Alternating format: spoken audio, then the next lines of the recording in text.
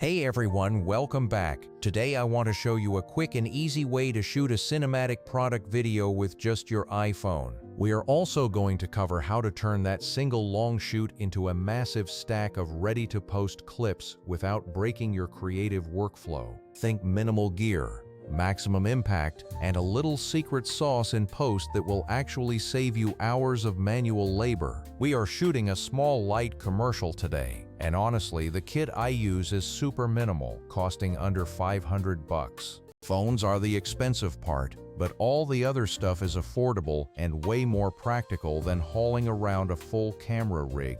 For lighting, I mostly rely on one flexible light, like a tube light or a small LED panel, which works great for those moody reveals. The exact model doesn't matter as much as how you use it to create interesting highlights and rim lighting. Since a phone sensor is tiny compared to a professional camera, you need to set your exposure perfectly in the camera app itself. There is not a ton of latitude in post to rescue blown highlights or crushed blacks, so you really need to get it right during the shoot. A good move is to use a third-party camera app with a histogram and manual controls to dial in your shutter speed, ISO, and white balance. Lock your exposure and white balance so the frame doesn't shift mid-shot when your light turns on or moves around. I shot this on an iPhone 13 Pro, and using an app made it easy to dial in those settings for a flatter profile if I want to grade later. Pro tip: don't shoot product footage handheld,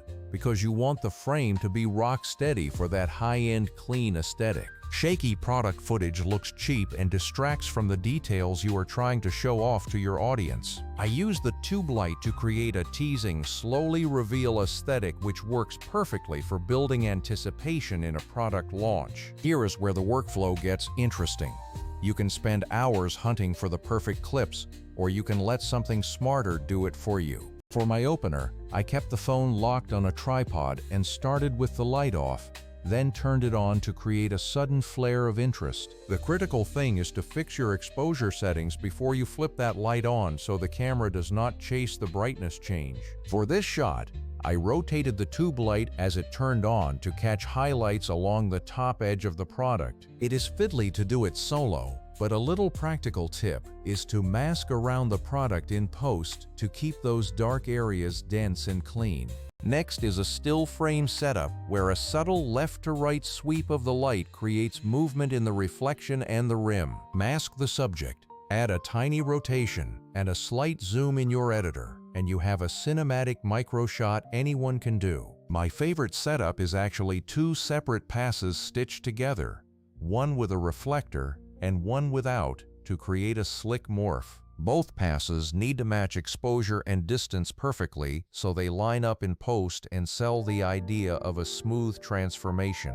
I also grabbed a quick overhead rimlit pass to show the control panel, because little user experience shots are vital for product promos. For the ending, I deliberately overexposed the frame as a creative device, pushed it into a wide cinematic letterbox, and faded into the logo. Now, let's talk about turning all those takes into content without spending an entire evening scrubbing through footage. This is where Vizard becomes an essential part of my shoot workflow, rather than just another separate tool I have to manage. A lot of auto-editing tools are clunky or charge a premium, but Vizard actually finds the moments that truly matter in your long footage. After I upload the long take, the AI analyzes audio cues and visual peaks to identify the reveals and transitions that make for great clips. It suggests ready-to-post content, like a 10-second teaser or a 30-second demo,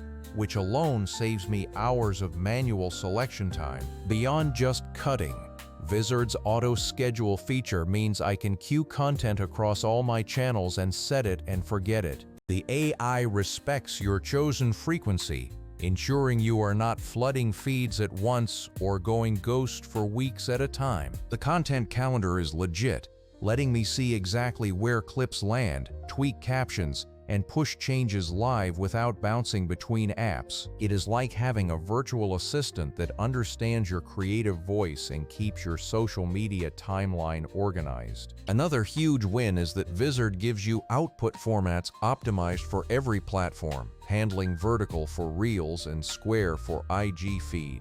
It even handles safe zones, so you do not have to worry about your text or logos getting chopped off by platform interfaces. It is not perfect though, so sometimes you will want to adjust selections or tweak the in and out points to keep full creative control. So the workflow is simple. Shoot with locked exposure, upload to Vizard, review the cuts, schedule them, and get back to shooting. I usually batch several long videos in one session and let Vizard churn through them overnight so I wake up to a deck of ready-to-post clips. You do not need expensive cameras or giant crews to make something that looks premium when you have thoughtful lighting and steady framing. If you are a creator who shoots demos, product teasers, or long live streams, it is absolutely worth trying out to streamline your grind. Don't treat it like a magic button. Treat it like a smart assistant that frees you up to be creative more often. That is all for today. Thanks for sticking around, and if you have any questions, drop a like and subscribe to the channel. If you have questions about the shoot or how I set up my Vizard workflow,